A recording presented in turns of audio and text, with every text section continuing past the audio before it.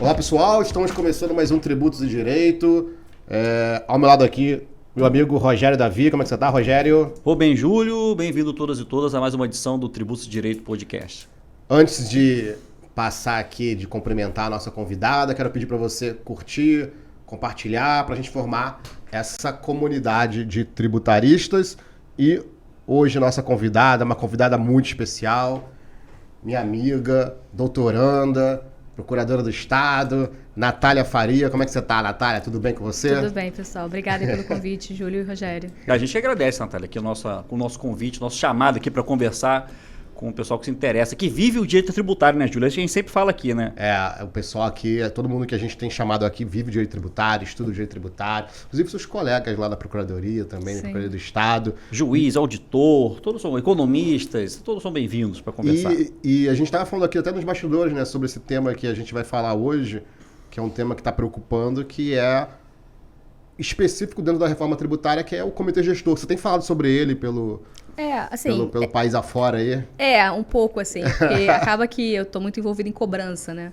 Desde que eu entrei na Procuradoria-Geral do Estado, eu tenho atuado com a parte da cobrança e a reforma tributária ela vai transformar por completo essa dinâmica, né, de cobrança e de interação entre os entes federativos por si só. E além disso também, eu me interesso muito pelo tema da federação já tem algum tempo.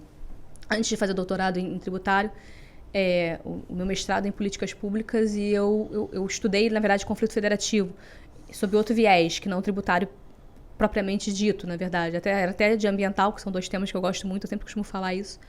Mas muda um pouco a dinâmica da federação tal qual como a conhecemos, por assim dizer.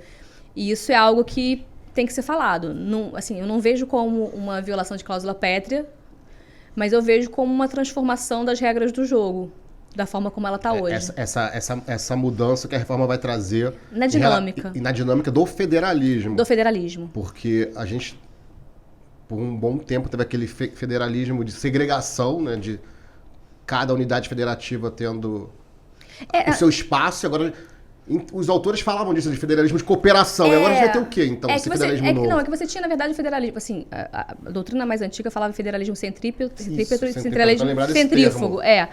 E aí tinha-se muito essa comparação do nosso federalismo com o federalismo estadunidense. Só que, quando você vê a doutrina mais recente, se entende que, na verdade, qualquer tipo de Estado, qualquer tipo de dinâmica de organização de poder, ela depende do local onde ele está estatuído, onde ele está organizado. Então, vai ter as características daquele povo. Então, cada organização federativa, ela é uma nova organização federativa, não havendo um federalismo verdadeiro, por assim dizer. Então, o que eu venho entendendo com relação a esse tema, né? Quando você pensa em federalismo, você tem essa questão da autonomia da arrecadação do recurso para poder cumprir o seu papel constitucional, que é, no nosso caso, que a gente tem uma Constituição de direitos, né? Um Estado social é realizar políticas públicas, concretizar direitos. Só que com o comitê gestor, grande parte da arrecadação dos entes públicos, eu não sei ao certo percentual, mas tipo, dos estados, por assim dizer, 80%, 90% é o ICMS. E isso vai passar a ficar centralizado num órgão gestor, cuja governança vai ser compartilhada. Então, o dinheiro ele passa antes por um outro lugar que não o Estado. Se isso é bom ou se isso é ruim, a gente não tem como saber, mas o dinheiro, de fato, passa antes por um outro Estado e o direito tributário deixa de ser um instrumento de política fiscal. É claro que isso decorre um pouco de alguma irresponsabilidade com relação à política fiscal que foi feita por muito tempo, né? E também um pouco da nossa natureza. A gente tem uma natureza que é algo autoritária. A gente não consegue, assim... Acho que a característica do nosso Estado, a nossa característica enquanto povo, é não conseguir aceitar muito bem essa lógica de democracia com diferentes, por assim dizer. Tanto que o CTN foi feito sob a égide de um governo autoritário. Então, o nosso Código Tributário, o nosso direito tributário é um direito tributário que vem de um autoritarismo. E essa dinâmica democrática, ela surge com a Constituição de 88, só que como uma carta quase assim, eu sei que é uma questão de direitos, né? Mas foi uma carta de prospectiva, né? Tipo assim, não só para que fosse realizado, mudando a natureza do status quo que existia até então, porque se a gente olha a nossa história como país, como nação, é autoritário desde que surgimos, 70% do tempo, E não se soube direito entender essas peculiaridades dos estados sendo autônomos. Porque se você vai em outras federações, hipoteticamente, tem estados que são características diferentes mesmo, né? Então, assim, um estado mais rico, outro mais pobre. Mas a gente tem essa coisa da cooperação e da redução de desigualdades, uma carta de direitos sociais. Então, você acaba centralizando muito na União essa dinâmica de equilíbrio. Isso se reflete numa não aceitação dessas diferenças dos estados. E, obviamente, que receita tem a ver com despesa. A gente sabe que a forma dos gastos não é a mais elogiável, né, por esses entes federativos. Então, você gera o cenário perfeito para uma mudança de dinâmica de poder aí. Que a gente não sabe como vai ficar. Eu lembro que quando o CTN foi criado, teve até o parecer do Aliomar Balieiro, o CTN... Ó, entregando a idade o Júlio agora. Eu lembro quando depois foi criado. Não, eu lembro não. Isso na década de 50, mas quando o Balieiro ele fez o parecer para aquele projeto Rubens Gomes de Souza e do ministro da Fazenda da época, Otávio Bulhões, eles tinham ali, naquele momento ali, tentando organizar o sistema, eles também pretenderam organizar a distribuição de receita. E naquela época ali se pensou até em criar um fundo para distribuir as receitas por conta do problema da competência, que cada um queria cobrar o tributo de a sua maneira. Sim. Me parece, às vezes, que quando você junta o IBS e o CBS, nesse momento que a gente está vivendo, parece que é voltar a esse mundo. Olha, vamos juntar tudo aqui e depois a gente distribui. E tem uma justificativa que está por trás, que é engraçado, né? Que você tem essa questão de trazer tudo, trazer junto e tira a diferença. E ainda tem uma outra característica que, assim, o que a gente vinha vendo, como a gente vinha de uma tradição muito... não é positivista, né, mas legalista estrita do direito tributário, né? Uma formalista, você engessa muito algo que cada vez mais é muito mais dinâmico. Não dá para se comparar pensar um direito tributário dos anos 60 com pensar o direito tributário nos dias de hoje, cuja diferença de tecnologia e de dinâmica social se altera no estalar de dedos em 2, 3 anos. Então, assim, há 2, 3 anos, os nossos jovens, os garotos, tinham uma dinâmica de relação diferente. Hoje em dia você tem um TikTok, você tem um tipo de... E isso é rápido. Não, já se diz que uma geração hoje é 10 anos. Antigamente era 30, né? A geração seguinte, 30 anos. Agora já tem especialista falando, não, agora uma geração da outra são 10 anos que separa. Pois é. Pela velocidade das transformações. Então você tem essa questão e você tem também uma lógica de rede e de servicização da economia. Então, acabava que os estados também vinham perdendo receita em razão de um ICMS antiquado, que também vinha sendo decidido com base em precedentes antiquados. Isso que é coisa mais antiquada do que entender que não incidia IPVA em embarcações e aeronaves, porque a origem disso era uma taxa rodoviária. Assim, não faz o menor sentido, isso é incoerente. Só que ao invés de... Só que como a gente teve muita dificuldade de se desprender dessa lógica de raciocínio, a minha sensação é que vamos zerar o jogo, se cria um imposto com a base de incidência ampla, muito ampla, e aí você agrada, você tira daqui e dá aqui. Então você vai dar um pouco mais de arrecadação, porque os estados hipoteticamente vão ter mais fontes de arrecadação, porque, por exemplo, aquela discussão, arrendamento mercantil ou locação, você ficou 30 anos discutindo se incidia ou se não incidia para descobrir que não incide. Então, mas agora vai incidir, porque é operação. Então, assim, os estados vão ganhar mais recursos, estados e municípios por tabela. Os estados vão conseguir ter acesso a essa parte de serviço que ficava muito para os municípios, que acabavam nas disputas, eles acabavam ganhando mais com essa nova dinâmica.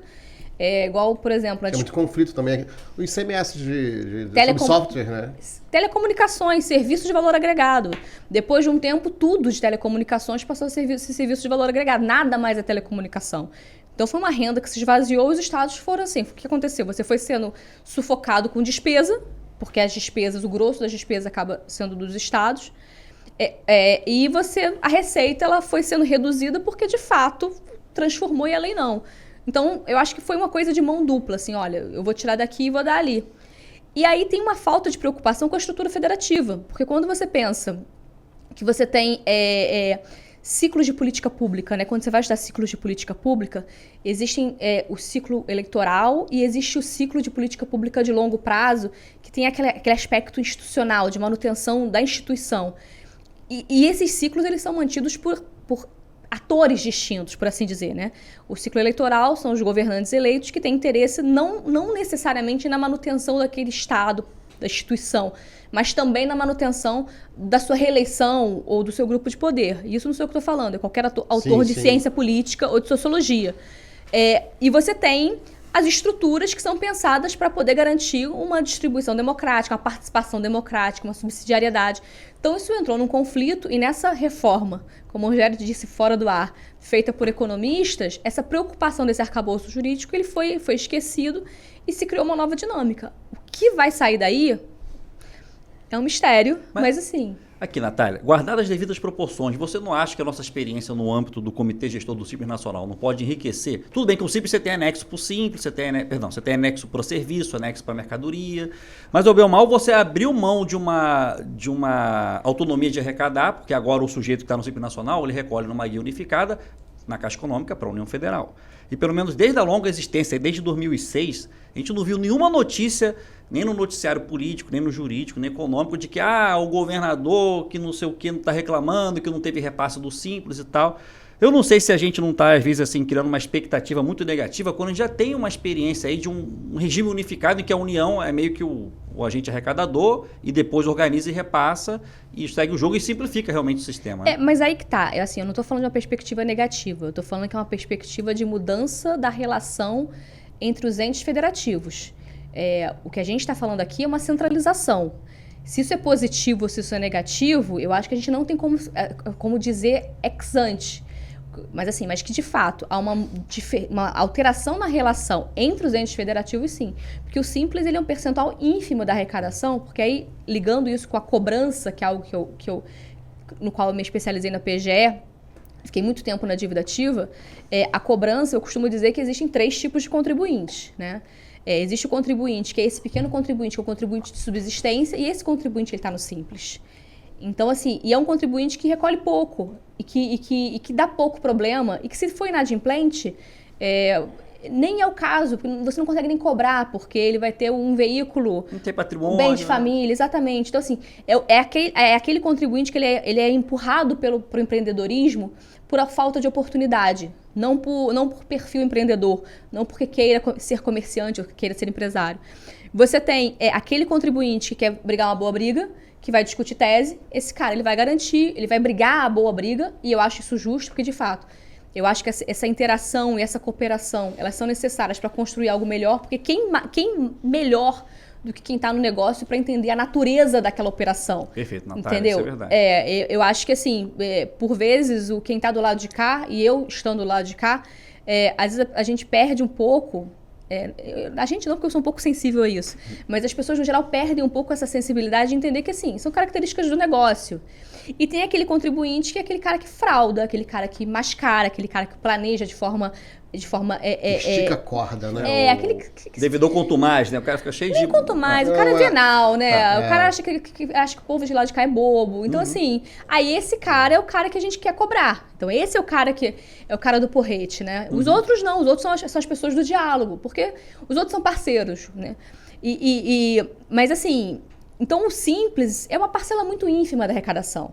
Quando você pensa no Simples, ele é muito pouco. Tanto que os estados se mantêm basicamente com verba de ICMS. Essa é a dinâmica diferente. Então, o que a gente está vendo é isso, é uma centralização. Isso que você falou é interessante, porque assim, quando eu atuava em execução fiscal, eu quase não via execução fiscal de Simples, assim, era muito raro. Não, também tem isso, a cobrança agora vai ser diferente. Era muito pequeno, realmente, o valor é pequeno, isso nem cobre os gastos, às vezes, da execução fiscal, que tinha um estudo lá do CNJ e da PGFN também, de que custaria mais ou menos, acho que foi em 2016, 2015, custaria uns 20 mil reais cada execução fiscal. Sim. Então não valeria a pena ficar executando, era melhor deixar parado ou protestar. Aí surgiu o protesto, surgiu todos aqueles meios alternativos de cobrança. Nesse mundo do IBS e do CBS, muda tudo, foi o que você falou, muda tudo. Por quê? São valores altíssimos.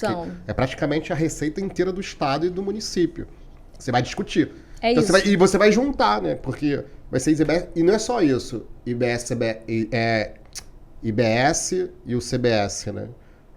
Você junta o ISS e o ICMS no IBS, você tem a união com o CBS, que é o espelho do IBS. Então a União vai querer palpitar no que for decidido ali, porque olha, vai refletir no meu CBS. Aí que tá. Qual é a pegadinha nesse aspecto, né? Porque, assim, vai ter muito conflito ainda. Eu já falei mais de uma... Ainda não tive a oportunidade de escrever propriamente sobre isso, mas já falei mais de uma fala. Isso está gravado no YouTube, então não tem nenhum... Não tem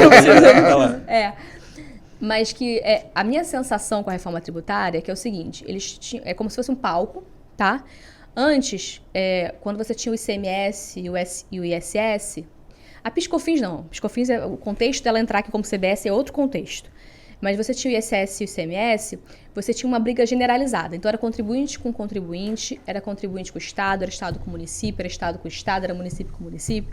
Então, era como se fosse um campo de guerra, assim, sabe? Uma batalha campal.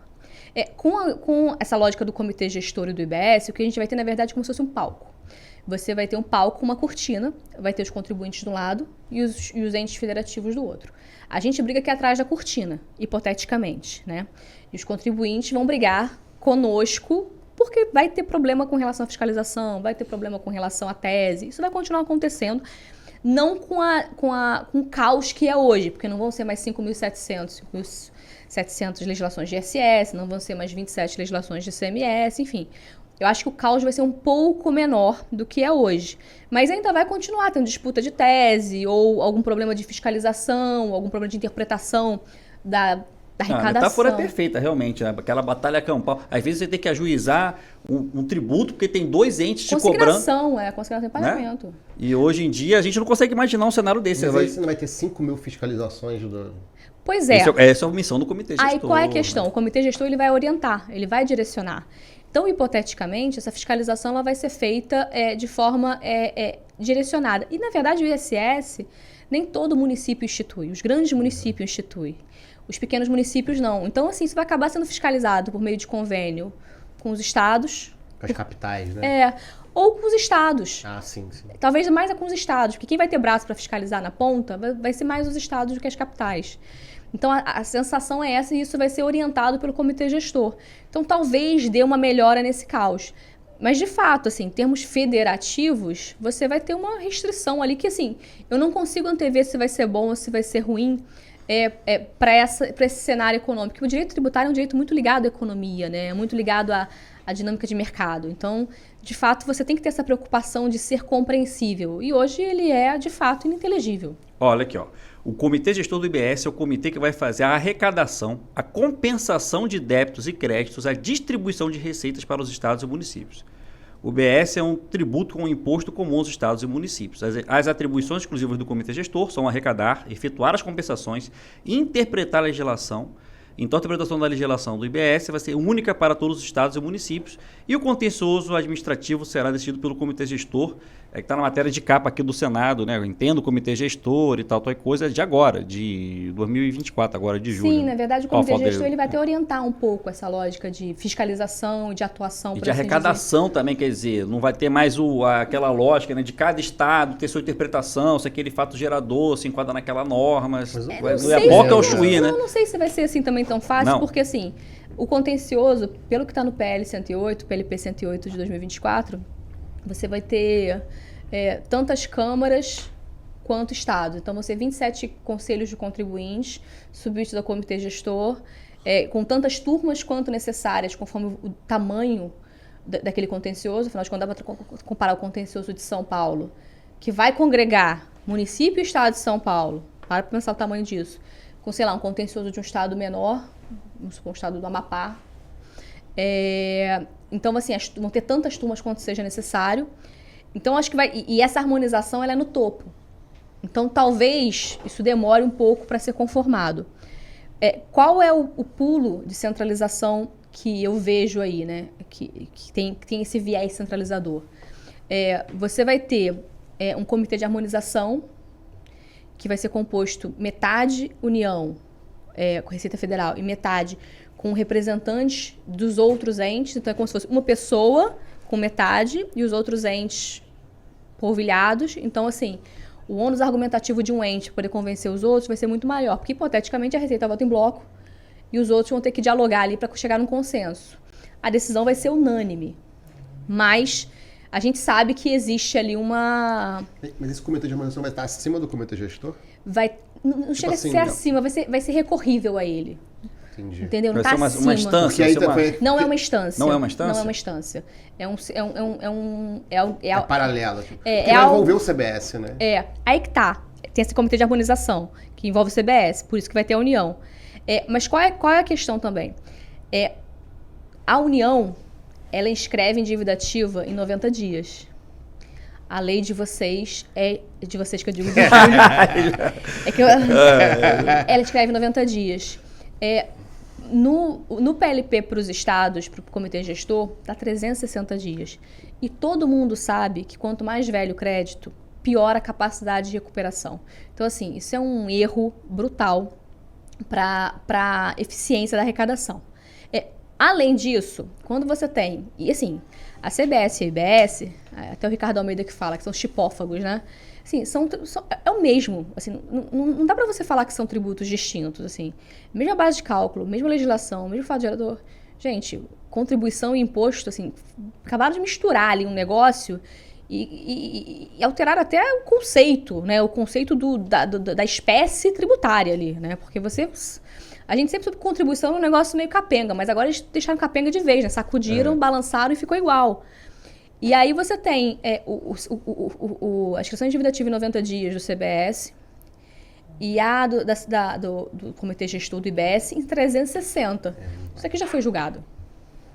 Você tem um CARF que vai continuar julgando o CBS, que é um tribunal altamente especializado, com dedicação exclusiva, super fiscalizado, né? A sociedade fica ali de olho, com meta, o que você não tem em todos os tribunais administrativos, né? Então você vai ter um CARF altamente especializado para poder julgar aquilo. Quando aquilo chegar, quando o mesmo tema chegar no comitê gestor, a chance de ter uma jurisprudência formada, e aí o ônus de você superar algo que já está consolidado do lado de cá. Imagina o contribuinte que tem, não sei, não pagou, foi uma interpretação e de repente o CBS aqui lá no CARF, né, sei lá, exonera, fala que é subsistente e o comitê do IBS, por exemplo, que vai julgar também, né, fala não, e aí, né? A gente vai viver tudo isso daí, né? O que a Natália está dizendo aqui, quando chegar no IBS... O ônus argumentativo. Já temos uma jurisprudência aqui, que é espelho no espelho do outro, neste ponto interpretamos desta forma. Vai acontecer o STJ, vai ter que julgar. Né? Isso. Que é a nova competência do... Que é a nova competência do STJ. Mas eu fiquei na dúvida, Natália. Mas se envolver federalismo, né? Conflito federativo. Isso aí. O STJ é o conflito federal. Né? Porque o contribuinte que tiver uma impugnação, um lançamento tributário, ele impugnou. Aí terminou a esfera administrativa. Vamos supor que a esfera administrativa do CBS andou mais célere do que a do IBS. Ele vai e judicializa. Essa parte da judicialização não está clara ainda. Não está clara. Não, a gente só tem tudo especulação. Meus estudantes de direito, não quero estar na pele de vocês. A gente só tem a competência do STJ e, hipoteticamente, o STJ vai ser competente e vai caber recurso para o STF, porque toda a questão vai ser federativa. Que é o que acontece também, assim, também não é nenhuma novidade, né? Tudo que acontece com o direito tributário chega no STF porque é conflito federativo. Porque a nossa Constituição basicamente... hoje em dia é basicamente tributária e agora a Constituição tributária dobrou de tamanho, né? Então, assim, é muita coisa. Foi quase tudo constitucionalizado. O que vai acontecer, ou o STF vai ter que fazer autocontenção. Se ele não fizer essa autocontenção nessas questões federativas envolvendo o comitê gestor, o CBS e o IBS, o que vai acontecer, ele vai naufragar. Porque vai ficar cheio de processo lá discutindo isso e ele não vai conseguir julgar nada. Então essa morosidade vai continuar. Essa ideia de celeridade, tudo que está se propagando, simplicidade, celeridade... E se constrói um sistema totalmente complexo que vai gerar mais contencioso. Eu não vejo com bons olhos o que está acontecendo, porque não vai gerar menos contencioso, vai gerar mais contencioso. Vai gerar um novo contencioso. Não vou nem dizer mais ou menos, porque vai ser um novo contencioso. A gente está trocando de problema. A gente está pegando um problema velho que a gente conhecia e trazendo um problema novo com outras características. E não menos intenso, entendeu? A intensidade menos complexo. Mas eu acho que de volume vai ser menor, até partindo da metáfora que a própria Natália fez. Por exemplo, lembra da Guerra dos Portos? Muito estado falava o seguinte, não, quando fizer uma operação por encomenda por conta e ordem, é devida aqui, quando for por conta própria, é devida acolá. Agora, como tem o IBS importação, sim, vai ser uma interpretação única, entendeu? Então, claro que a gente vai ter uma discussão diferente, mas eu acho que em termos de volume, não consigo imaginar que vai ter o mesmo volume que, sei lá, quantos milhões de ações. Eu acho que vai, por exemplo, quando você vê uma questão, um problema pequeno, que eu trabalhei muito quando fiquei lotada em Volta Redonda, Foi, por exemplo, farmácia de manipulação que resolveu há pouco tempo. Sim. Então, assim, isso não vai acontecer, porque tinha um monte de ação de consignação, não sabia se era estado, se era município, aquilo ficou 20 anos, tempão, até o STF decidir em última instância. Então, assim, talvez esse tipo de conflito não exista, mas vai continuar existindo conflito de qualquer forma. Você diz assim, o conflito no conceitual envolvendo a competência, se é do município ou do estado. Porque agora é tudo IBS. E o CDE, e o comitê gestor resolve isso por trás. Você sabe onde eu acho que vai ter conflito? Em quem fiscaliza. Vai. O contribuinte não vai aceitar uma fiscalização do município e uma do estado no IBS. Mas vai ter convênio, né? Deve ter mas se convênio. tiver, né? Mas assim, o que acontece também? Não, mas eu digo assim, da PGM e PGE, por exemplo. É porque também, assim, é tudo muito novo, né? A gente tem projetos de lei complementar e tem aí um ano para sair toda uma legislação que está aí há 40, 50 anos, né? Tipo assim, é isso que vai ter que ser. O comitê gestor vai ter que trazer toda uma regulamentação de regulamento, resolução, portaria, não sei qual vai ser o instrumento que eles vão utilizar para isso, mas todos esses detalhes com relação a essas atribuiçõezinhas e tal, isso vai ter que ser decidido por uma legislação inferior à lei complementar. Então, assim, o que a gente está falando aqui é muita elucubração, antevendo os problemas com base nos problemas que a gente tem. Eu tenho o defeito de ser levemente otimista, então, para mim, assim, eu estou trocando de problema. Sabe aquela coisa assim, tem um problema que você está cansado? Que você está cansado, então, eu estou muito cansada desse problema. Vamos ver se a gente traz um outro problema e com esse outro problema, quem sabe, não melhora. Pode ser que sim, pode ser que não. Eu não consigo dizer de pronto, entendeu? Mas também não fico naquela de inconstitucionalidade absoluta. Não fico naquela, tipo, é ilegal, é inconstitucional. Tudo é inconstitucional, assim, já era. Já escolhemos que vai ser assim. É isso, teve um processo lá que foi democrático na medida do que... do possível, do que foi. Eu não consigo nem falar do possível, do que foi. Na medida do que foi. E é isso. E aí agora, de fato, falta a parte de competência de cobrança judicial, falta a parte de fiscalização, falta compreender, de fato, como vão se dar esses convênios ou não. Falta até entender como vão ser esses julgamentos ou não. Falta entender como que vai ficar o papel da União. Porque, assim, para mim, é uma centralização. O que está acontecendo é uma centralização, sim. Os estados vão ser mais recebedores de recursos. Eles vão receber recursos repassados, seja da União ou do Comitê Gestor, para aplicar nas suas políticas.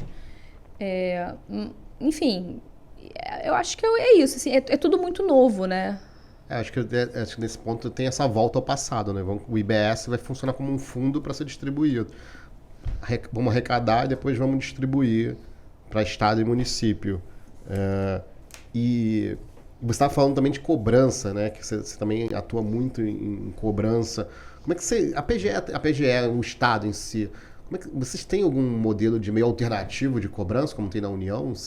Não, a gente não tem lei ainda. Assim, na verdade, assim, eu fiquei de 2016 até 2023, quase 8 anos só atuando com cobrança. Não, a gente não tem. A gente, na verdade, conseguiu emplacar alguns NJPs, que é um tipo de... Eu fico brincando que é uma interpretação, é uma construção interpretativa, por assim dizer, né?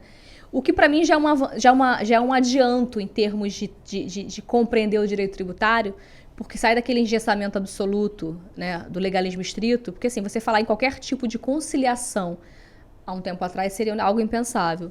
Então, você pensar em fazer um arranjo, um negócio jurídico-processual que não tem uma lei específica tratando, eu já acho um avanço em termos de cooperação e de lógica de eficiência muito grande.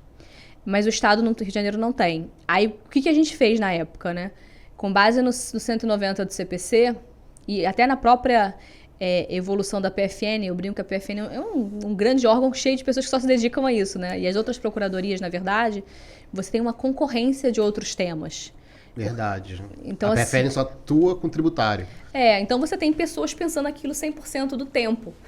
Com maior ou menor dedicação, é como se fosse um grande escritório de pessoas altamente qualificadas que foram selecionadas por concurso, pensando em como resolver aquele problema. Quando você vai para as outras procuradorias do Estado ou do município, você tem, na verdade, uma concorrência de interesses. Que você tem previdenciário, sei lá... Servidor público, enfim, patrimônio e tal. E nem sempre você tem uma preocupação com relação à parte do fiscal e do tributário. o tributário até que sempre foi pensado, assim, por assim, mas a parte das execuções fiscais, eu acho que durante muito tempo a cobrança ficou um pouco negligenciada, justamente porque na cobrança você não é independente, né? Você depende de um outro poder que atua em alguma medida como quase uma longa-manos do Estado nesse ponto, na cobrança, para poder ser eficiente. Então, você fala do Poder Judiciário, o né? Judiciário, é. Porque quando você pensa em execução, assim, execução fiscal é algo que só existe no Brasil, né? Quem estuda... Ah, é? Eu não tava... não tem mais como. Todo mundo... Eu lembro daquele filme lá do Will Smith, Na Procura da Felicidade, né? Ele liga pra... E faz um acordo, né? Ele liga e fala, não tira meu dinheiro não, que lá já era pior administrativa mesmo. Você não pagou... a Receita ela vai lá e ela penhora o bem, ela aliena para terceiro, aliena para banco, e a pessoa, olha, a ver navios. Isso nos Estados Unidos é assim, em outros países também. E você na verdade, ela só vira um contencioso quando há uma oposição com relação à tese. Então, assim, você opõe uns embargos, então você não precisa do judiciário para poder cobrar. Só que a gente tem essa característica de acesso à justiça, de ser uma atribuição do Poder Judiciário, e eu acho que durante muito tempo o Poder Judiciário não tratou com carinho essa cobrança, né? Essa dinâmica de você impulsionar, né? Porque o volume é muito grande, né? Como você não tinha tantos instrumentos, gente, o protesto só foi ser admitido, ser utilizado agora há pouco tempo. O Estado de Direito tem uma lei de 2010 que não foi constitucional, e depois veio a alteração da 9494, há pouco tempo atrás, da União, né? Então, quer dizer, qualquer coisa que inovasse no tributário, você era rechaçado. Então, durante muito tempo, essa cobrança ela gera um desequilíbrio concorrencial grande. Então... Isso eu queria falar, Natália, essa questão concorrencial, que eu vi que você palestrou sobre isso recentemente, né, nos assuntos, né? Como é que você enxerga essa questão da execução fiscal, do próprio sonegador tributário? Eu fico me perguntando o seguinte: a gente vê na Receita Federal, né? Eles divulgam lá o plano anual de fiscalização deles, está lá no site, só você analisar lá, qualquer pessoa pode ver lá. E teve um dos anos que eles até usaram a lei de Pareto, que eles usam 80% da força deles, os auditores, para fiscalizar 20% dos grandes contribuintes. Em contrapartida, fica 20% dos auditores para fiscalizar toda a outra massa, que é 80% dos contribuintes. Ter um primado de eficiência, isso a gente não pode alegar nisso. Mas o efeito colateral é esse. Porque, afinal de contas, o sujeito que paga imposto, ele é aquele cara que é o super fiscalizado. E o sujeito que está ali, às vezes, 700 metros depois, às vezes vendendo um produto até similar, parecido, ninguém vai lá, ninguém está vendo que o cara está mentindo minha nota. Por quê? Porque toda a fiscalização depende de cruzamento de dados. O sonegador não é idiota, ele não vai informar o dado ali se o fiscal não for lá. O famoso gastar sola de sapatos, que está fora de moda gastar sola de sapato, né? Como é que você vê isso? Que muitas vezes eu converso com um contribuinte e falo, Rogério, não adianta, eu cresço, toda semana vem um fiscal aqui analisar, interpretar, ver isso aqui, o que está acontecendo, colar e tal. Eu falo, tá ali, 600 metros daqui dentro é o cara que vende material igual o meu, no caso de commodity, né? Eu sei que ele vende minha nota, mas eu não posso ir lá porque eu não tenho MPF, eu não tenho não sei o quê. Isso é muito grave, né? Até acho que, de certa forma, atrapalha a arrecadação. Eu acho que isso tem tendência a ser minimizado, né? Porque com a digitalização da economia e com a própria dinâmica de como vai ser o próprio IBS, CBS, assim, tá cada vez mais difícil, porque quase tudo hoje é declarado e é por cruzamento de dados. Então, toda a fiscalização é feita por malha. A tendência é que isso se reduza. Mas aí também essa questão também do comportamento do contribuinte é uma questão... É aquilo, tudo... Você não consegue pensar o direito sem pensar na nossa estrutura social. A gente tem uma estrutura social em que a gente enxerga o tributo, e uma vez eu falei isso numa palestra, a advogada ficou pé da vida comigo. Você não tem como... A gente tem um país, a gente tem uma sociedade que pensa o tributo como uma expoliação. Norma de rejeição social, não é isso? Pois Imposto é roubo, né? Não, o Júlio vai falar, solidariedade, não sei o quê. Não, mas não é isso, mas assim... Não, mas eu sei desse... Isso é óbvio, né? Tipo assim, se ninguém pagar, então tá, vamos voltar pro estado da natureza, então Hobbes, né? Cada um por si. Nem é só isso. Em outros países do mundo, a pessoa tem vergonha entendeu? Você vai para uns países, assim, países de bem-estar social, que foi a linha que nós escolhemos viver no estado de bem-estar social. Porque todos queremos o SUS. Eu tô trazendo os exemplos mais emblemáticos. Todos queremos o SUS. Todos queremos o SUS. Do rico que paga plano de saúde, que vai recorrer ao SUS quando tem um tratamento de câncer mais caro e o plano não cobre, ou um tratamento e vai tomar vacina no posto de saúde da Covid. A pandemia mostrou isso, né? É isso. Todos queremos o SUS e todos queremos educação de qualidade. Vídeo UERJ, né? A minha amada UERJ, Então, assim, quando você faz essa opção em termos de Estado, isso vai ter algum ônus. E a finalidade última do nosso Estado é a redução da desigualdade. Então, quando você tem isso como norte, e por mais que a gente tenha um Estado levemente disfuncional no cumprimento disso, em especial na redução da desigualdade, você tem consequências dessa escolha. Em qualquer país de bem-estar social, as pessoas têm, assim, ninguém paga tributo com prazer, mas as pessoas sabem que aquele tributo, elas entendem que aquilo é importante e sentem vergonha de não pagar. Eu acho que esse é o principal. Aqui no Brasil, a gente ainda não tem essa consciência de sentir vergonha de não pagar. Porque justamente você tem um ambiente ainda muito informal, você não consegue. Não dá para comparar, óbvio, né, a realidade do Rio de Janeiro e de São Paulo com a realidade do Rincão ou de um interior aqui do estado do Rio de Janeiro mesmo, tá? Sim. Mas eu acho que esse é algo que você tem que. É algo que tem que ser trabalhado no médio e longo prazo, em alguma medida. Mas eu não consigo pensar tributo, também não gosto de pagar. Né? Preferia não pagar. Mas eu não gosto de pensar o tributo como eu gosto de pensar o tributo como algo assim, como uma contribuição minha para a sociedade, porque é isso que mantém o Estado funcionando. E o que é esse Estado? A pessoa fala assim, mas eu não uso serviço público. E olha só, mas o nosso Estado, ele dá para você um direito do consumidor, que em outros estados do mundo não existe. Então, assim, e esse direito do consumidor tem custos, tem uma instituição que cuide disso, um poder judiciário que atenda a isso, alguém que ouça a sua reclamação. A gente tem uma legislação ambiental que é a mais avançada do mundo. E o Estado provê isso. E esse prover, né, esse direito, ele é concedido por meio de tributo. Então, você tem uma legislação hoje de violência doméstica, de violência contra a mulher, que também é uma das mais avançadas do mundo.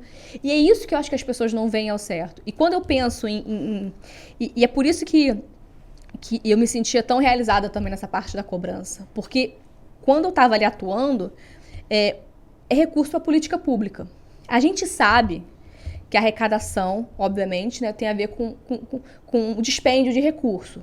Esse dispêndio nem sempre é feito de forma tão responsável quanto deveria. Não preciso nem elencar exemplos. Mas, ainda assim, eu acho que existe essa dinâmica de você conseguir entender que tem um sentido social. Porque, ainda que mal gasto, isso é garantido. Com esses gastos mal feitos, a gente já tem isso garantido em alguma medida. Então, assim, eu acho que é isso, é uma mudança de perspectiva. E aí vem essa questão da concorrência.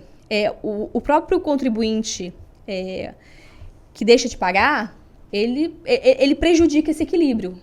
Mas aí também é um papel, assim, é o papel de todo mundo. O Estado não tem como estar em todo lugar. Se você consegue imaginar o tamanho do Estado, a quantidade de fiscais que ele teria que contratar para poder conseguir fiscalizar todo e qualquer comércio, não existe isso. Então, assim, existe um papel social também, e aqui a gente tem muito esse viés de jogar para cima do Estado tudo, como se o Estado fosse responsável por tudo. Só que não. Tanto que, assim, um exemplo que eu sempre brinco, que é quando as pessoas teve a Copa do Japão, né? Eu não sou muito ligada em futebol, na verdade, eu acho uma manifestação tipicamente masculina, mas que serve para algum tipo de entretenimento, de relação social ali. Mas quando o pessoal foi pro Japão na Copa, as pessoas ficaram impressionadas em como os japoneses recolhiam lixo dos estádios. Não é o Estado, é a sociedade, porque cultura, as pessoas, né, têm que querer a sociedade melhor. Entendeu? Assim, e é isso que você tem que começar a mudar. Eu acho que isso muda com a educação, o problema já saiu do tributário, mas essa é a dinâmica. É uma questão de cidadania fiscal. É isso, cidadania fiscal. É uma questão cultural. É o seu tema, né? Não, né? Não, mas até pra, né, Júlio, olha só, o podcast tem essa característica, aqui é conversa, a coisa vai, o que eu ia falar é o seguinte, assim, a pessoa, pra você ver como é que é a questão cultural, as pessoas, às vezes, ela tem vergonha de estar com o nome Serasa, mas não tem vergonha de ficar devendo tributo. Olha a mudança cultural. Você tem vergonha de ficar devendo ali na loja onde você fez o crediário, o seu cartão de crédito, mas você não tem vergonha de não vou pagar mesmo não, tributo, imposto é roubo. Assim, eu fiquei assustado uma vez que eu fui falar na internet, explicar que imposto não era roubo, a quantidade de haters que veio me atacando, dizendo que eu sou ignorante, sabe? Deu pra ver que era robô, né?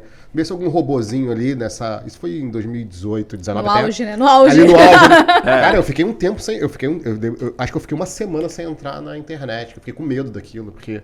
Assim, 500 mensagens só por causa desse vídeo. Eu até tirei o vídeo do ar, né? Mas vou voltar de volta. Olha, mas eu tenho aqui, quem quiser o vídeo, eu compartilho.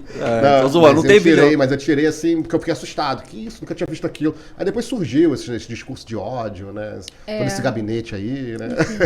Mas hoje, mas foi como você falou, uma questão de mudança, de como você vê a coisa, uma mudança cultural, uma mudança de cidadania, da pessoa também ter vergonha de não pagar o tributo. Aí você falou, o Rogério falou da concorrência, né? Porque o outro ali não está sendo... devidamente fiscalizado. Existe uma cadeia de fornecedores para que aquele produto chegue ali na ponta. Sim. Então tá todo mundo sonegando, entendeu? Ninguém está emitindo nota fiscal desde quem fabrica até chegar ali na ponta, assim. Alguém aí...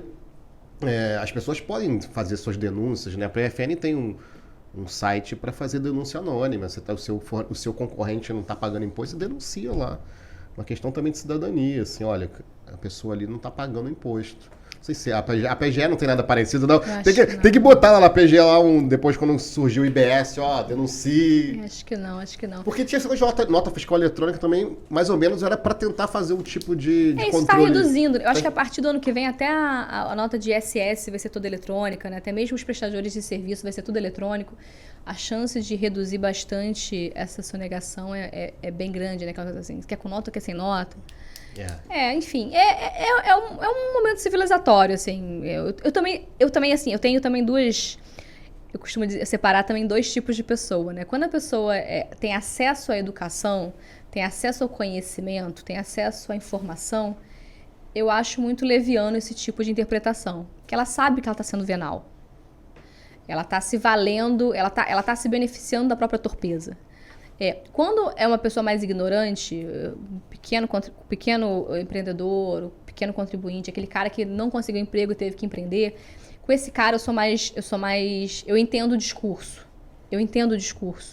Porque de fato ele não teve acesso e é difícil você conseguir ter essa visão para além da sua pequena realidade quando você está preocupado com sobreviver. Né? Então, assim, eu acho que são dois lugares diferentes. E é por isso justamente que tem mais fiscalização em quem paga mais e menos fiscalização em quem paga menos. Mas acaba que as grandes empresas nem pagam tão proporcionalmente, né? Que elas não pagam sobre dividendos, não pagam. Então, assim, tem um monte de tipo de compensação, de planejamento também, que esses médios e pequenos, às vezes, não têm capacidade de ter esse tipo de planejamento. Então, é tratar diferentemente tratar desigualmente os desiguais, né? É aquela isonomia aristotélica na sua essência. Como é que é? O Cícero, né? Tratar os iguais... Os desiguais desigualmente. Uma coisa assim. Igualmente os iguais, desigualmente os desiguais. Porque... foi isso que você falou é interessante mesmo, a questão da sobrevivência, né? Do pequeno que... Isso inconstitucional também, eu lembro em aulas também, né, inconstitucional, da questão por exemplo, da fome, fazendo um paralelo com a fome. A pessoa que está com fome, ela não tem tempo de ficar pensando em deliberar sobre eleição, sobre voto, participar da democracia, da cidadania. Então, muitas vezes, aquele pequeno que está ali com dificuldade de manter o negócio, ele não está pensando realmente em se vai pagar o imposto ou não, embora faça parte do custo ali do negócio, mas para ele fica difícil se ele vai escolher pagar o empregado ou pagar o imposto. É lógico que ele vai escolher pagar o empregado, não tem como. Mas aí também vem o outro lado, porque eu acho que o Estado permite qualquer sujeito ser empresário, mas não diploma, deveria. Uma coisa simplória, explicar o básico, né? Às vezes você conversa com as pessoas assim, o sujeito quer montar um pequeno negócio, não tem nem noção, sabe, do básico ali. Claro, os grandes empreendedores sabem fazer o cálculo do custo, compra, ICMS, PIS, COFINS, não é custo, por exemplo, né? O tributo indireto se repassa do preço. Isso para a gente aqui é meio que natural, mas para a grande maioria da população entra naquela estatística. De cada 10 negócios, o Sebrae fala que mais de 80% fecha as portas e tal.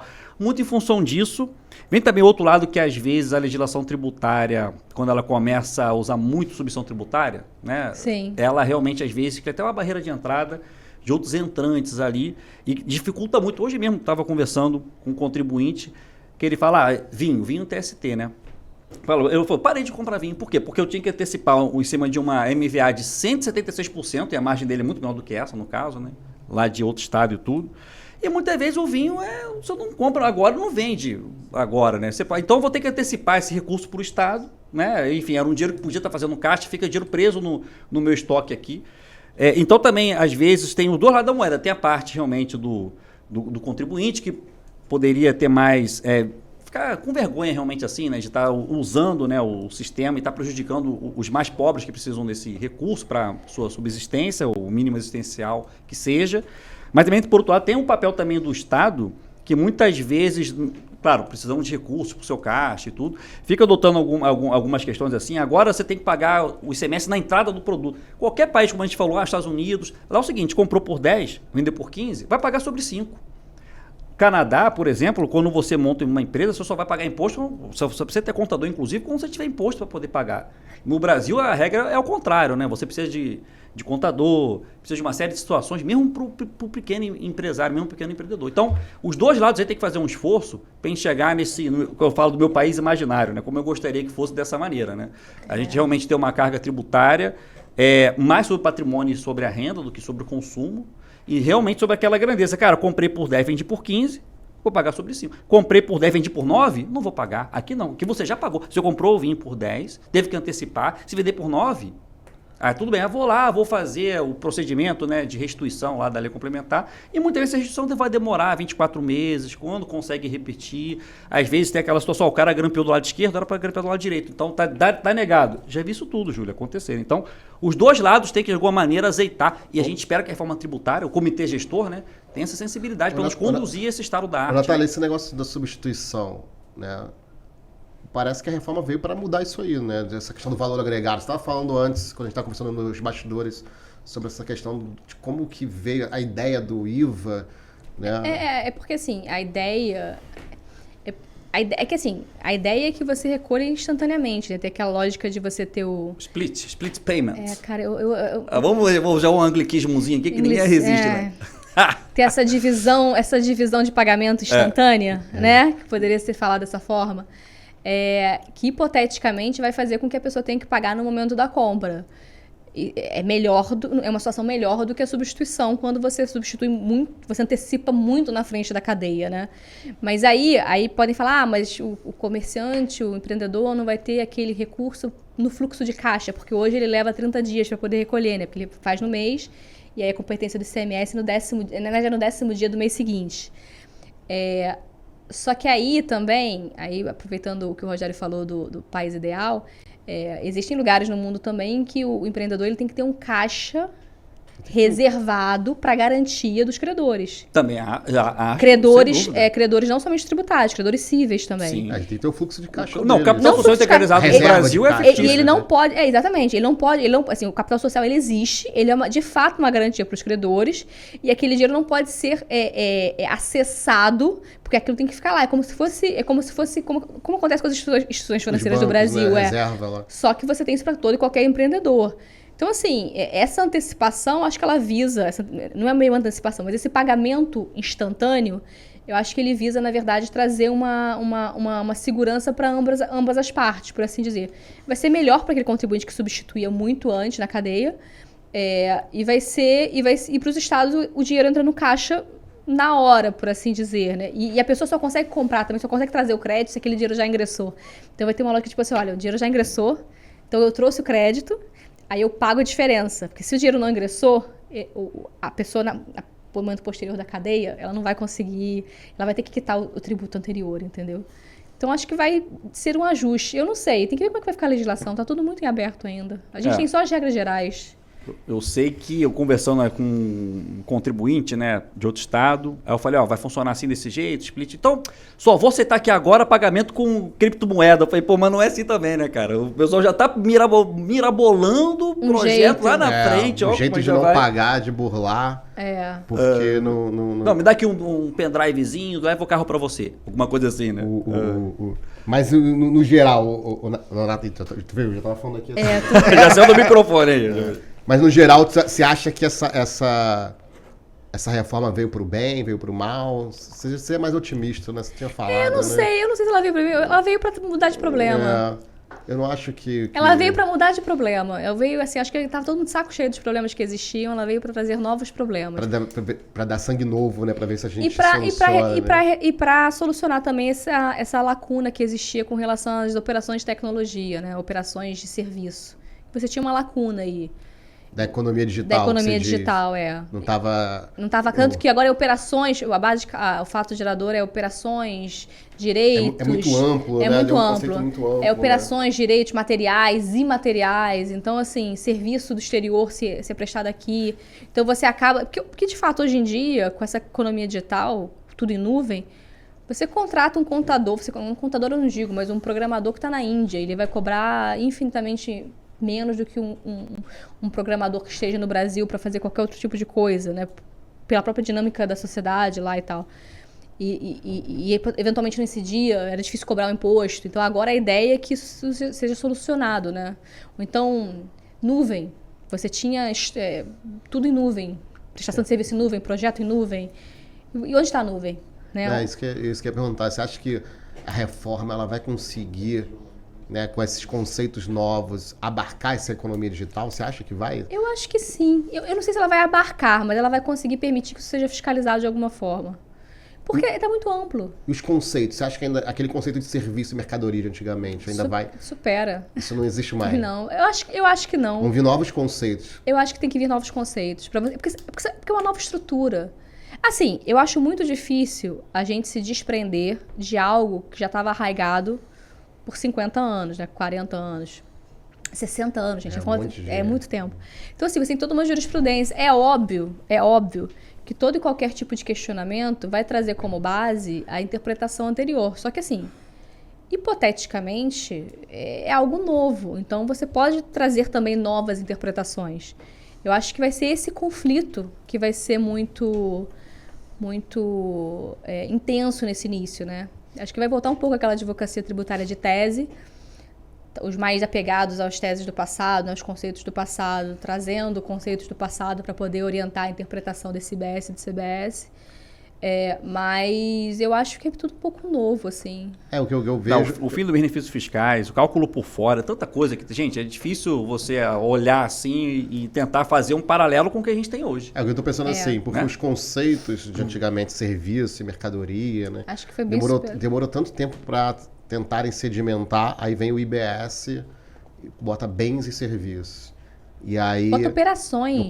Botou os termos mais amplos. Ele foi, na verdade, incongruente, né? Porque imposto sobre bens e serviços e o fato gerador dele é operações. Operações é o quê? Tudo. O que é operação? Tudo. Então, assim, você acha que... Aí vai começar a troca de titularidade.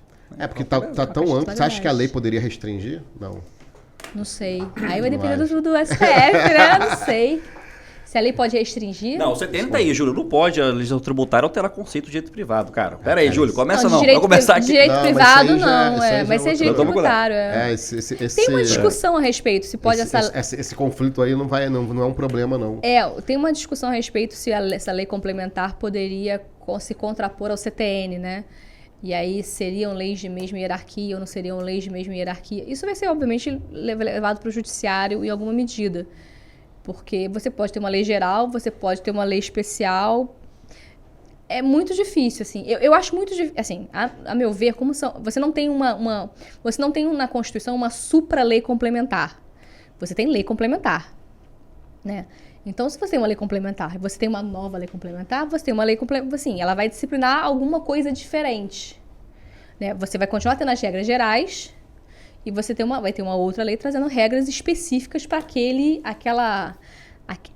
universo, né? Aquela situação ali específica.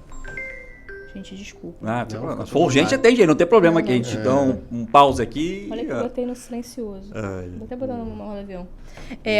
Mas aí isso também é discutível, né? Porque assim, já vi gente defendendo que não poderia ter uma lei complementar posterior, alterando conceitos Que estão no CTN. Que estão no CTN. Ah, mas é engessar o direito tributário. Exatamente, engessar demais o direito tributário. É engessar tudo, né? Na verdade é isso. Eu não consigo visualizar também. Não, nem eu, assim. A Constituição é muito clara em dizer que normas gerais sobre direito tributário. Se vier uma nova lei complementar trazendo normas gerais em todo esse novo sistema, o CTN vai ficando para trás. CTN é norma geral. Alguns artigos do CTN, a maioria, óbvio, eles são normas gerais. Mas aí você tem uma reforma tributária que traz todo um sistema novo e você tem uma lei complementar posterior regulando esse sistema novo, também são normas gerais. É uma norma geral daquele pequeno ecossistema, né? Que vai ter... Daquele novo mundo. Mas aí não existe essa lei complementar. A lei complementar é o Código Tributário Nacional. A gente vai ter que utilizar o artigo 100, não é isso? Não, porque o que acontece? Você tem o Código Tributário Nacional que traz as matérias, as normas gerais. Tem específica ali, a gente ficou com um pedacinho, né? A gente descarta um pedacinho, mantém outro pedacinho, já é uma colchinha de retalho. O CTN. Você vai ter novas leis complementares disciplinando esse microcosmo do IBS e da CBS, que até o momento é o PLP 68 e o PLP 108 de 2024. Então, quer dizer, aí a discussão essas normas aqui, né? Assim, há quem defenda, não poderiam ser contrárias ao CTN, porque o CTN seria uma grande norma geral e isso aqui não seria norma geral, seria norma específica. Mas pode ser também que isso pode ser como norma geral desse microcosmo de IBS-CBS, que tem uma governança interfederativa, que é algo que não existe, de uma entidade especial, sui generis. Então, assim, é tudo novo. Então, são normas gerais desse microcosmo. Isso vai dar muita discussão judicial, porque provavelmente vão fazer interpretações do que está vindo nesses PLPs à luz do CTN e à luz do texto da Constituição. Assim, em determinados momentos eles restringem a Constituição, em determinados momentos eles ampliam a Constituição. Assim, vai ter muita discussão de tese com relação a isso, porque é muito grande, é muito novo, né? E é próprio do direito. É a norma geral, né? Imagina você usar uma norma geral para imposto de renda, para os outros tributos, né? IPTU, IPVA e tudo, e uma norma geral para o outro, né? Para o microcosmo aqui, acabou a simplificação do nosso... É próprio do direito tributário, quando tem reformas, é próprio muito da nossa prática tributária no momento de reforma, surgirem esse tipo de discurso de inconstitucionalidade formal, discutir só a forma, né? A lei complementar, a lei ordinária, você fica nessa discussão, aí o STF vem e supera isso, aí que a gente vai para a discussão de ordem mais de conteúdo, de percepção material. O que vai acontecer nisso, eu acho que vai ser isso que você está falando também. Vocês vão discutir um pouco ali se tinha que vir respeitar o CTN, se não tem. O STF vai superar isso e aí a gente vai discutir as questões mais materiais mesmo. Mas, Rogério, quando você fala de diferença, você já existe em outros ramos do direito microsistemas com regras próprias. Então, por exemplo, você tem o direito civil, que é um enorme, e você tem dentro do direito civil vários microsistemas com regras próprias que não se espraiam para outros campos do direito civil. Então, por exemplo, um exemplo mais clássico é o direito do consumidor. Então, hipoteticamente, o que... Assim, não sei... Eu tô aqui, olha só, eu tô elucubrando de forma incipiente, tô gastando todo o meu português aqui, algo que ninguém tem certeza de como vai ficar. Assim, porque acho que esse é um momento de especulação mesmo, né? Um momento de crítica ao que tá acontecendo ali. Então o que você tem, na verdade, é isso. Pode ser que essas leis, o propósito delas seja, de fato, criar um microsistema dentro do nosso sistema tributário. Porque é um microsistema sui generis, é um microsistema de interação interfederativa, de governança interfederativa, de redução de autonomia que eu digo federativa. Então você tem aqui, faz sentido que esse microsistema tenha regras próprias que não vão se espraiar para o imposto de renda, para o IPVA, para o TCMD, entendeu? Faz algum sentido, assim. Só que a única pessoa que pode dizer isso em última instância é o STF, né? A gente fica a doutrina, ou quem pensa o direito, né, tributário, advogados privados, advogados públicos, fica todo mundo aqui tentando elocubrar e no final o Poder Judiciário vai dizer, em última análise, não necessariamente de forma correta ou não, né? Qual é a interpretação que vai prevalecer. Tem essa questão. E isso também é um problema, da gente ter que esperar sempre o STF decidir como vai ser. Mas está tudo na Constituição, né? Esse é o problema. Semana passada a gente trouxe na PGE, a gente fez um evento sobre contencioso tributário, à luz da reforma, que foi muito legal. Eu estive lá. Foi muito legal.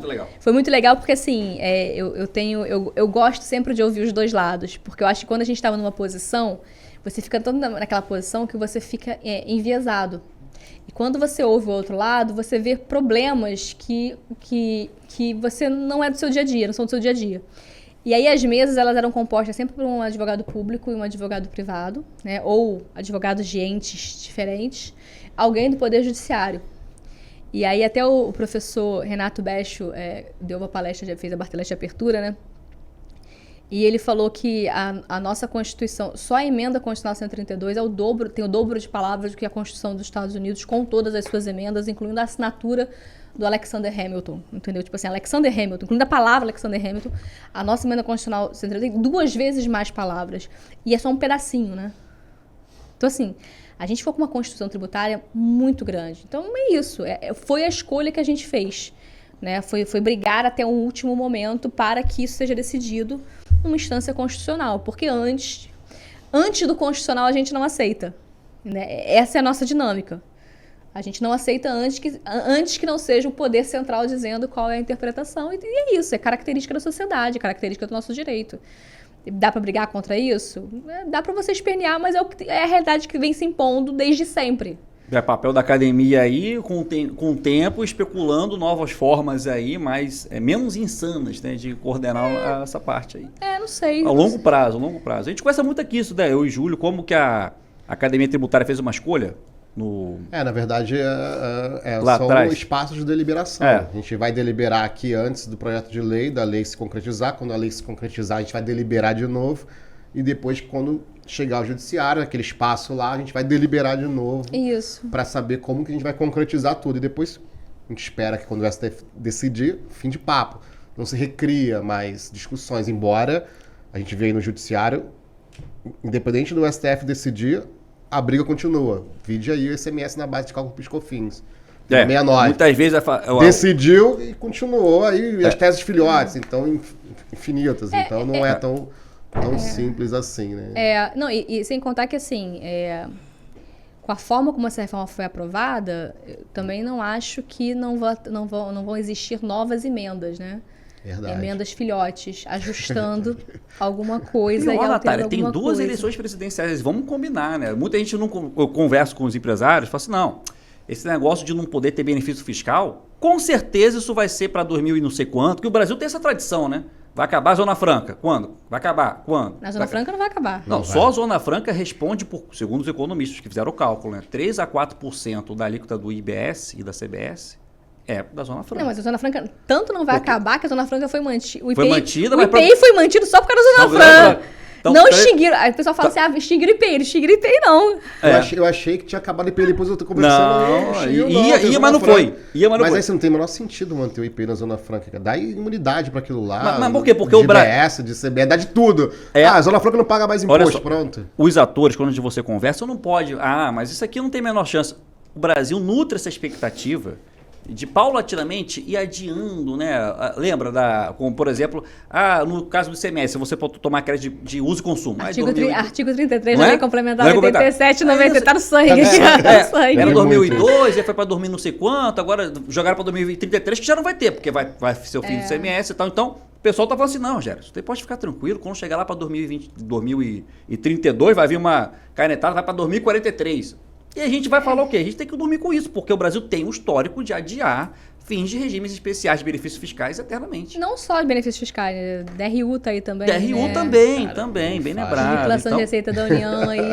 Vai terminar a prorroga, prorroga. Também o ADCT, que era para ser transitório...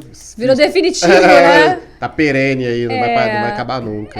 Acho que é isso. Assim, a nossa vida é essa, né? Então, assim, eu acho que a reforma é algo que a gente tem que se acostumar porque eu acho que talvez virão novas emendas, como você mesmo falou. E assim, tem muito regime beneficiado também. Nossa, criaram muito regime especial. É muito regime especial. Sim, é um lobby, né? Não, mas tem regimes aduaneiros que foi em boa hora ali no pagar das luzes, permitiram, porque você cancelar o drawback, que é tão importante. Sim, não. Ia ser uma loucura, se passasse... Não, o regime aduaneiro foi ótimo, né? Porque, na verdade, centralizou tudo. O que era disperso, né, em um monte de regulamento, um em cada canto, né? Era o caos achar aquilo, né? Agora ficou tudo num lugar só. Então você consegue estar lá no PL 68, tá lá tudo direitinho, arrumadinho.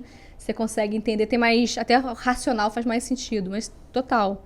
Regime aduaneiro foi algo que foi positivo. Ou seja, nem tudo é ruim, né? Tem coisa boa aí. Não, Cara, A Natália assim, falou que é otimista, Júlio. Isso aí. Eu não sou otimista, Hoje eu assim. vou acompanhar a Natália, também estou otimista. Percebeu que mudou tudo. Não, estou acompanhando a Natália aqui, sigo a relatora. O problema só mudou de lugar.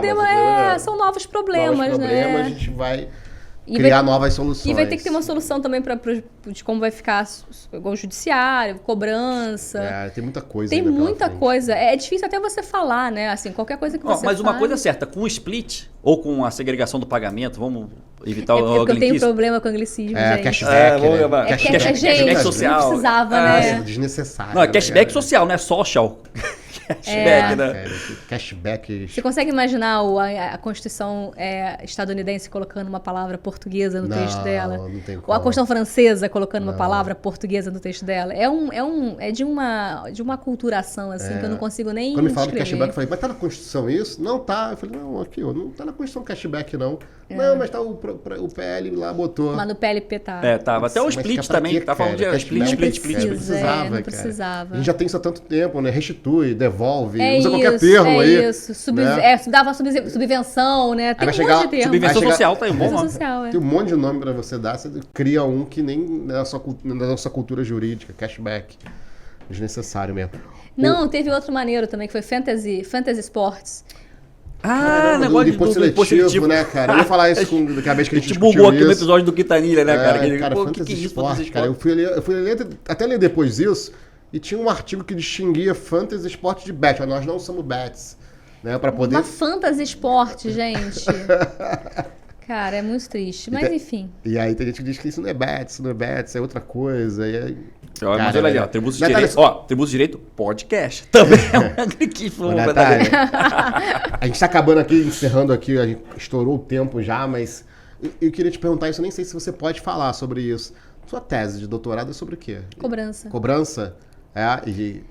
Assim, mudou tudo. Ainda tá desenhando aí. Não, na verdade, assim, a minha ideia seria os instrumentos de cobrança eficientes. À luz... Porque eu fico vendo muito... Aí eu também não sei, Júlio, porque sabe como é que é? Eu tô no primeiro ano, né? Muda muito. O meu mudou no último ano. Pois é. E aí eu fico vendo muito a análise jurídica. E como eu tenho esse background de políticas públicas, e pra mim, assim, eu nunca entendi direito, quando tava na graduação, né? Por que não funciona? Você tem todo um regramento bonitinho, o negócio não funciona. Porque, assim, não basta estar escrito. Tem a dinâmica social, tem o interesse das instituições, tem os lobbies, tem as características da sociedade. Então, a minha ideia é tentar me debruçar um pouco sobre isso. Se eu vou conseguir ou não sei. Talvez eu restrinja, talvez eu aumente, não sei. Mas é algo que seja, de fato, factível. E trazendo todas essas lógicas, essas influências que podem ser exercidas, né? Mas, assim, pode ser que mude também. Mas já pensando no IBS e CBS. Pensando no que mudou, né? Pensando em tudo que mudou. Como que isso vai Nessa funcionar. dinâmica federativa, fiscalização. Nossa, isso é bom, hein? Quando publicar o livro, você sabe que vai voltar aqui, né? Vamos ver. Natália, a gente quer te agradecer, né, Rogério? Excelente aqui, Natália. Foi excelente muito obrigado. a conversa aqui. Muito obrigado pela sua presença, pelo seu tempo aqui. Já está convidada a voltar quando publicar o livro, até antes, né? Quando o PL for aprovado, né? Olha a pressão. Eu volto aqui para comentar. Muito obrigado mesmo, né, Rogério? A gente agradece. Obrigado.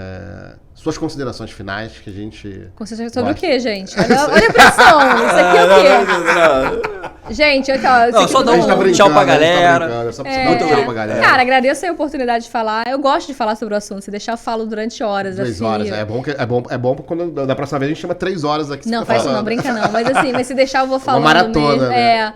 Eu gosto de falar sobre o tema. Eu gosto de estudar mais o tema à luz dessa dinâmica de realidade, né? Menos do direito, menos do direito contra direito. Porque, teoria, em tese, né? Exatamente, né? exatamente. E mais você entender o ponto de vista, né? O professor Marco Aurélio, até naquela lógica, na aula do Sérgio Adé, falou, você tem que definir o seu ponto de vista para poder avisar o seu interlocutor a respeito do que você está discutindo, né? Ou defendendo. Você não tem diálogo, né? Você não tem diálogo. O meu, assim, é só igualdade e só defesa da concorrência. É só o que eu quero. E defesa do Estado fiscal também, né? Sim, mas é essa luz, né? É essa luz, né? É essa Tô luz. brincando. É essa luz. Então, a gente vai terminando, vamos ficar por aqui, né, Rogério? Valeu, não galera. Esquece aí, galera, de compartilhar, de curtir, de divulgar, para formar essa comunidade de tributaristas. Obrigado, Natália. Forte abraço, pessoal. Até a próxima.